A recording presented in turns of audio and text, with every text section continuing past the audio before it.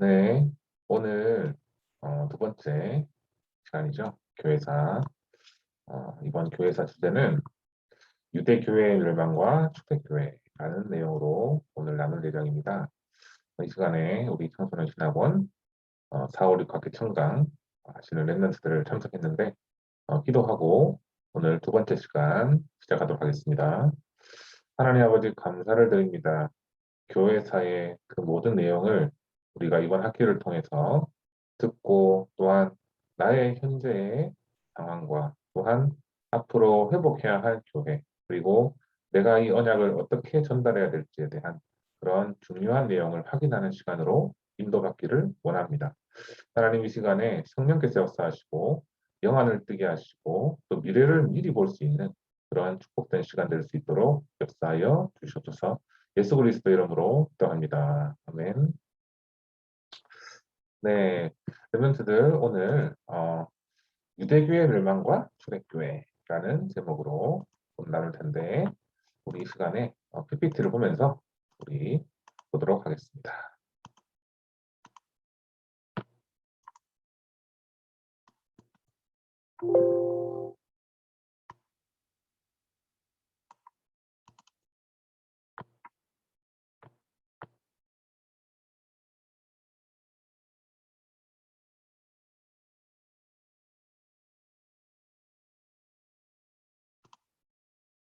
네, 오늘 성경 말씀 한 구절 볼까요? 마태복음 24장 4절에서 8절 말씀 목사님이 읽어보도록 하겠습니다. 예수께서 대답하여 이르시되 너희가 사람의 미혹을 받지 않도록 주의하라. 많은 사람이 내 이름으로 와서 이르되 나는 그리스도라 하여 많은 사람을 미혹하리라. 난리와 난리 소문을 듣겠으나 너희는 삼가 두려워하지 말라. 이런 일이 있어야 하되 아직 끝은 아니니라.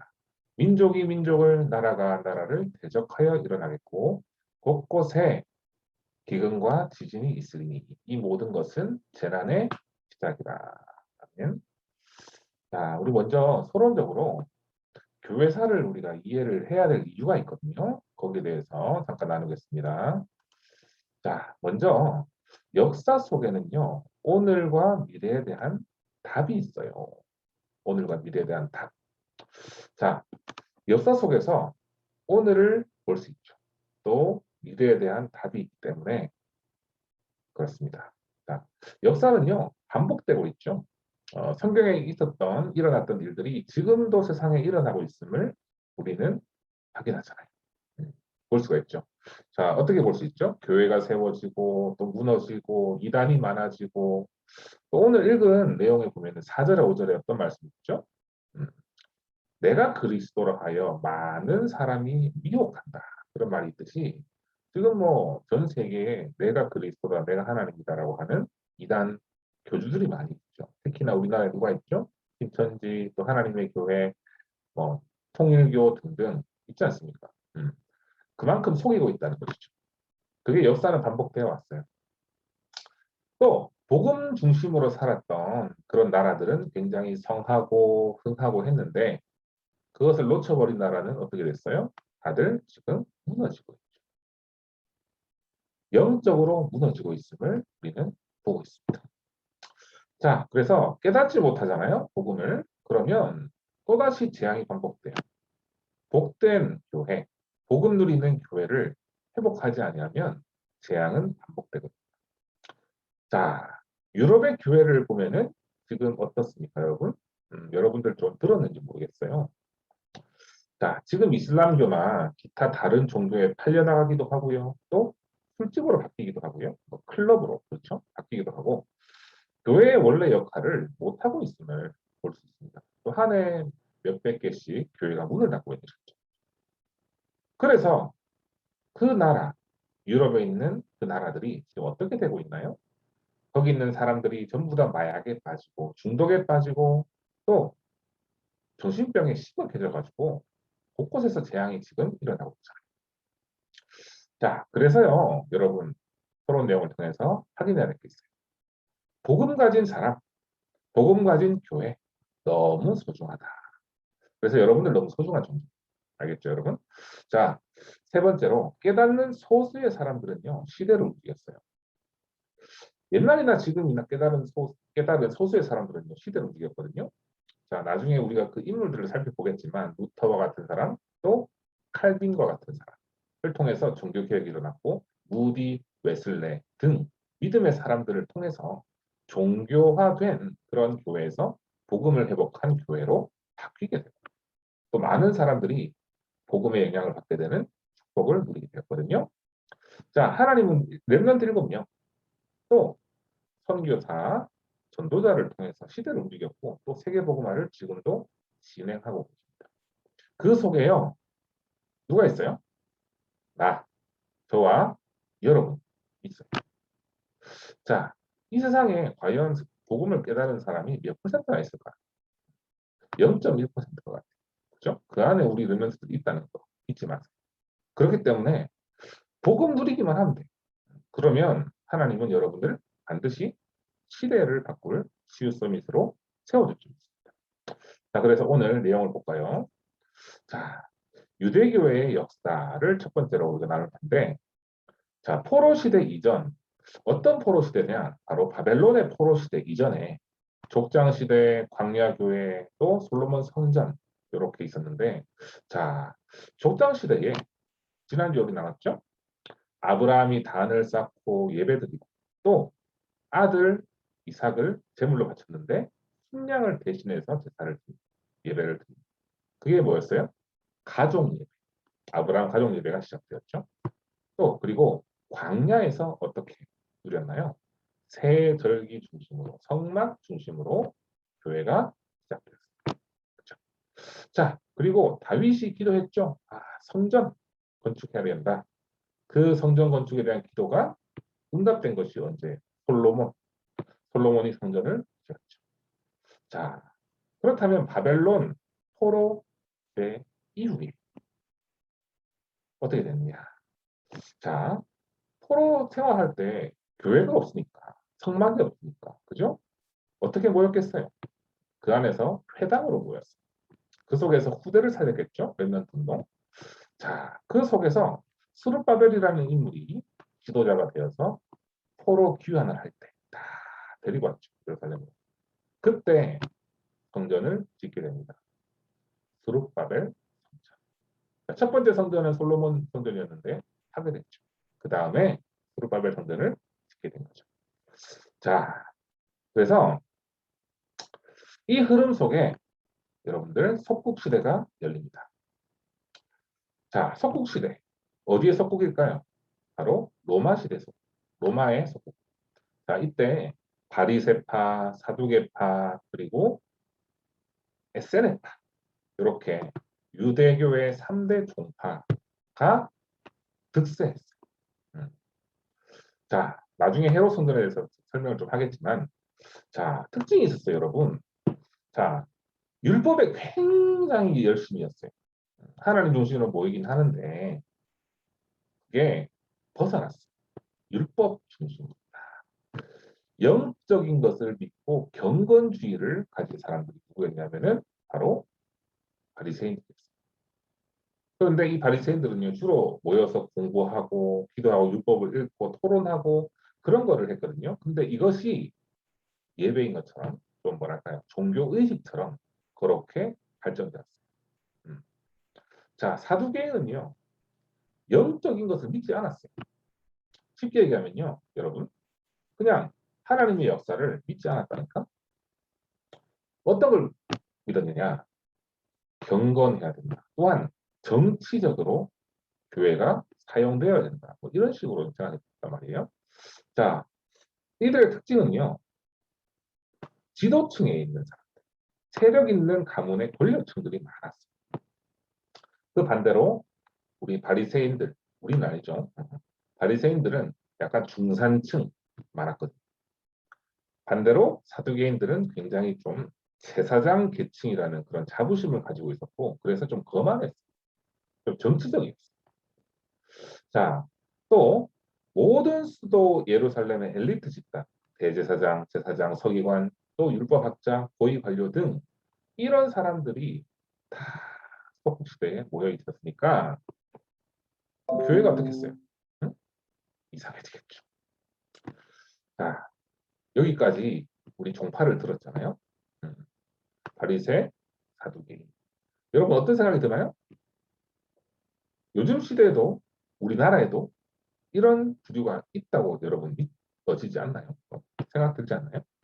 자, 어떤 특징이 있냐, 이 사람들은. 복음보다 율법을 강조한다. 또 종교 의식을 강조한다. 또 행위를 강조한다. 특히나 권력을 중시하는구나. 교회가 복음을 전하는 그런 장소가 아니라 권력을 좀 유지하기 위한 그런 장소로 쓰임받고 있구나. 복음 외의 것을 추구하고 있구나. 이런 게 여러분 좀 느껴지죠? 자, 이런 문제가 있었습니다. 그리고 헤롯 성전.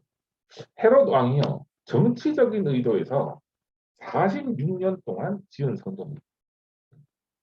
헤롯 대왕이 이 성전을 46년에 걸쳐서 지었는데 좀 굉장히 웅장하게 지었어요. 그리스 양식으로 지었는데 지음으로 인해서 이름 자체도 헤롯 성전이잖아. 그래서 자기 이름을 어떤 내세우고 정통성을 내세우고 또 통치를 통해서 국민 통합을 이루려고 이렇게 했습니다. 이 성전은요 굉장히 문제가 많았어요. 어떤 문제가 많았냐? 하나님을 좀 서비스해 준다 이런 의미로 헌금을 많이 해라, 세금 많이 내라. 그러면 너희들 못 받게 해주겠다 이런 식이에요. 특히 실제로 그랬어요. 로마 제국에 세금을 사람들이 내죠. 그런데 또 세금이 있었어요. 이게 바로 성전의 세금을 내라. 자, 그래서 굉장히 장사 속이 굉장히 많았다는 거죠. 장사의 개념이 되게 크다. 그래서 어떤 문제가 생길까요, 여러분? 가난하고 약하고 또 힘이 없는 그런 사람들, 또 여자들, 뭐 이런 고아, 과부, 뭐 장애인, 병자 이런 사람들은 교회에 올 수가 없겠죠. 온다 할지라도 굉장히 천대받겠죠. 왜냐? 돈을 안 내니까. 그래서 굉장히 건강하고 부유하고 또 그런 제사장 혈통의 남자들이 굉장히 지배하는 성전 체계가 바로 헤롯 성전. 이상하죠. 그래서 예수님이요 이 성전을 무너뜨리라 헐라고 명했고 완전히 파괴될 거라고 또 예언하셨습니다. 마태복음 24장 1절에서 2절에 보면은 그 말씀대로 로마군이 성전을 함락시켰고 지금까지 세워지잖아요. 이게 유대교의 역사입니다. 자, 보면은 오른쪽에 성전이 무너지고 있는 모습이 보이죠? 자, 두 번째로 초대교회죠. 음, 예수님의 공생의 3년, 살아계신 3년 동안에 12사도, 70인, 120 제자가 모였어요. 또 갈릴리 출신의 어부, 세리, 가난하고 옥배운 자들이 다수가 초대교회에 모였고 이 사람들은요. 십자가에서 돌아가시고 3일 만에 부활하시고 제자들 앞에 오셔서 때와 시기는 아버지께서 자기 권한에 주셨으니 너희가 알 바 아니요 오직 성령이 너희에게 마시면 권능받고 땅끝까지 증인들이라 라는 이 말씀을 마치시고 예수님이 승천하셨죠. 그것을 체험한 제자들이 모였어요. 그리고 이 언약을 붙잡고 기도하다가 하나님의 시간표를 드렸습니다. 이를 통해서 온 예루살렘으로 말씀 운동이 확산되었습니다. 사도행전 6장 1절에서 7절 말씀 나오죠. 특히나 7절에 우리 같이 볼까요? 하나님의 말씀이 점점 왕성하여 예루살렘에 있는 제자의 수가 심히 많아지고 허다한 제사장의 무리가 이 도에 복종하는도다. 얼마나 은혜죠? 자, 이게 초대교회입니다. 그런데요, 유대인들은 핍박했어요. 핍박했어요. 왜 핍박했을까? 왜 핍박했을까요? 그 이유가 나옵니다. 있으면. 자, 예수님 공생의 당시에 이미 주님을 대적하고 십자가에 처형했죠. 유대인들이. 또 제자들은요. 나사렛 이단이라고 불렀어요. 박해를 가했어요. 또 예수의 이름 말하는 자체를 금했어요. 로마에 있을 때. 또 스데반을 죽이고 나서 예루살렘에 있는 성도들을 잡아 가두며 큰 박해를 가했어요. 그런데 스데반을 죽이고 나서 말씀 운동이 더 확산되는 응답이 나타났죠. 또 정치인들을 움직여서 사도들을 죽이고 공격했던 핍박의 역사가 있습니다. 또 여러분 알다시피 바울이 가는 곳마다 사람을 동원해서 공격하고 암살하려 했어요. 그런데도 불구하고 더 큰 복음의 역사가, 전도의 역사가 일어났다는 것을 우리는 말씀을 통해서 확인할 수 있습니다. 초대교회 특히나 유대인들의 핍박을 많이 했고 많이 받았습니다. 자, 그래서 유대인들이 왜 핍박을 했을까? 응? 왜 핍박했을까? 왜 그럴까요? 자신들이 가지고 있는 기득권, 그거를 뺏기기 싫어서가 아닐까? 그렇죠? 또 예수님을 그리스도로 믿지 못하니까 그런 거 아니겠어요? 한마디로 복음을 몰랐던 것이죠. 교회가 율법적으로, 종교적으로, 정치적으로 변했기 때문에 그 결과 어떻게 됐을까요? 초대교회가 어떻게 됐을까? 자, 복음과 전도를 깨닫지 못한 유대교회는 멸망하고 초대교회는 더욱더 힘을 얻었습니다. 자, 헤롯 성전이 무너졌잖아요.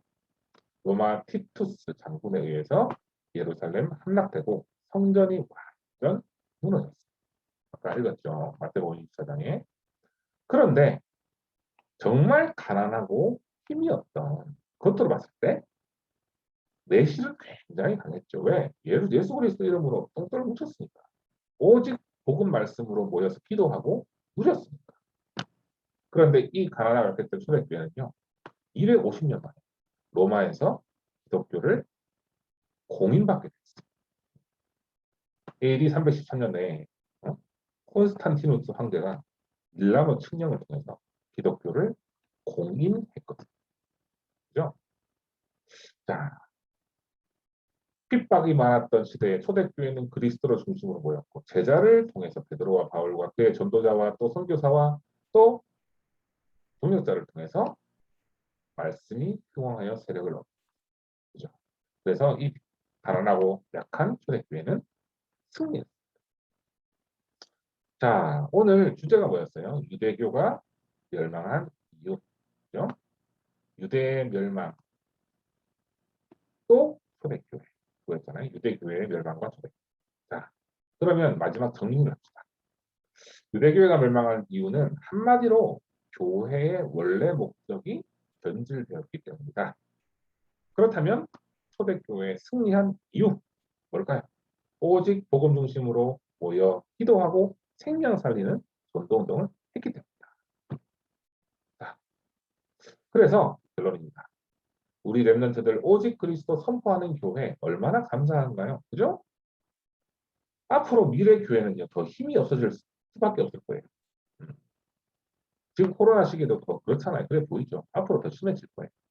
그런데 우리는요 이 절대 복음, 그리스도 복음을 지키고 후대에 전달하는 사명을 가지고 살자고요.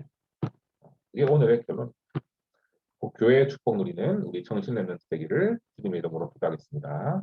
기도하겠습니다. 마치겠습니다. 기도하고 하나님 아버지 감사를 드립니다. 오직 복음 중심, 전도 중심의 교회 축복을 누리며 이 언약을 후대에 전달하는 그런 렘넌트가 될 수 있도록 인도하여 주시옵소서. 예수 그리스도 이름으로 기도합니다. 아멘. 네, 마치겠습니다.